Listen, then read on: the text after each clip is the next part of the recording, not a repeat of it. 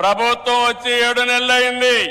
నరేంద్ర మోడీ గారు మొదటిసారిగా ఎన్నికలైన తర్వాత ఇక్కడికి వచ్చారు. మొన్న ఎన్నికల్లో చూశారు ఎన్డీఏ కూటమి మన రాష్ట్రంలో.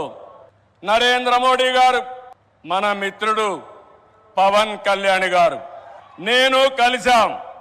రాష్ట్ర చరిత్రలో 40 సంవత్సరాలుగా రాజకీయాల్లో ఉన్నాను.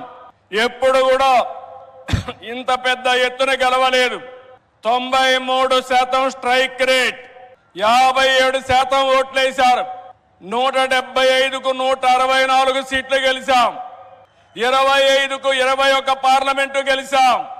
ఈ రోజు మిమ్మల్ని చూస్తే భవిష్యత్తులో కూడా ఎప్పుడు ఈ కాంబినేషన్ ఆంధ్రప్రదేశ్ లో ఉంటుంది.